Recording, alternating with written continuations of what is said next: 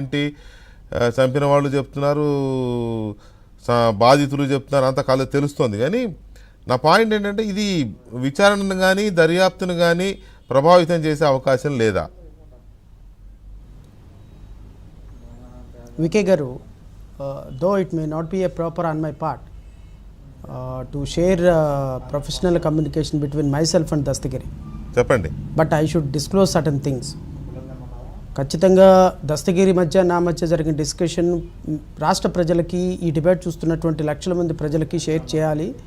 ఎందుకంటే అది కోర్టులో ఉన్నటువంటి ఇన్ఫర్మేషనే కాబట్టి నేను ఖచ్చితంగా మీ ద్వారా కొంత ఇన్ఫర్మేషన్ షేర్ చేయాలి, పబ్లిక్ డాక్యుమెంట్. ఎందుకంటే రాష్ట్ర ప్రజలని ఈ విధంగా తప్పుదోవ పట్టించడం అనేది ఇట్ ఈస్ నాట్ గుడ్.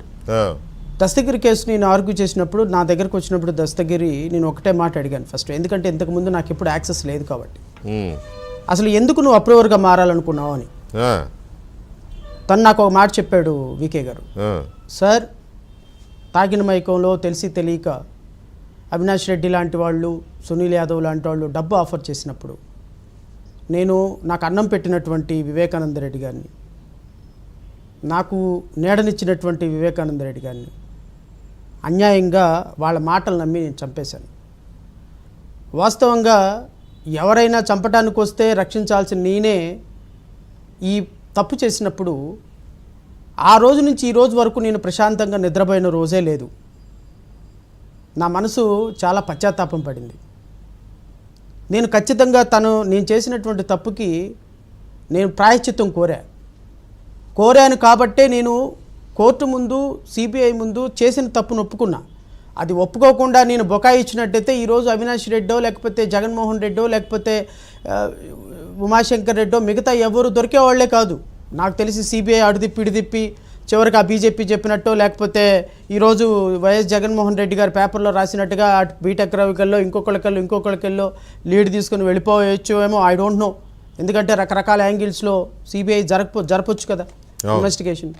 ఇలాంటి పరిస్థితుల్లో ఒక కేసు మొత్తాన్ని కూడా తను చేసినటువంటి తప్పుని ప్రాయశ్చిత్తంగా కేసు మొత్తాన్ని కూడా రైట్ వేలో, జస్టిస్ కోసం, నీతి కోసం, నిజాయితీగా ఒక నిజం కోసం నిలబడ్డాడు.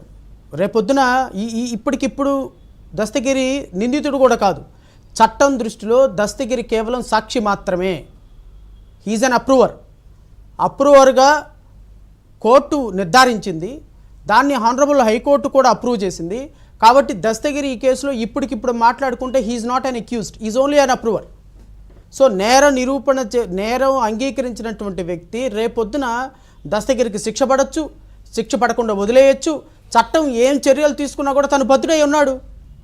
సో తను బద్ధుడై ఉండి ఈరోజు చేసిన తప్పుకి శిక్ష కోసం నిలబడితే, న్యాయం కోసం నిలబడితే, చేసిన తప్పుని ప్రపంచానికి చెప్పడం కోసం నిలబడితే, ఒక వ్యక్తిని చంపాను నేను, నన్ను క్షమించండి, నాకు ఏ శిక్ష వేసినా నేను భరిస్తాను దానికని చట్టం ముందు నిలబెడితే, ఏదండి ఈ విధంగా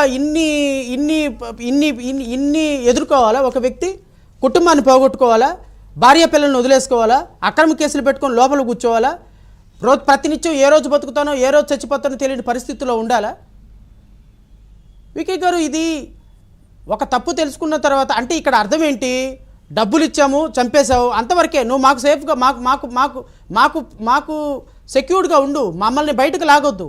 మమ్మల్ని బయటకు లాగితే రేపొద్దున మేము కూడా బయటపడతాం అంటే ఏం చేయదలుచుకున్నారు?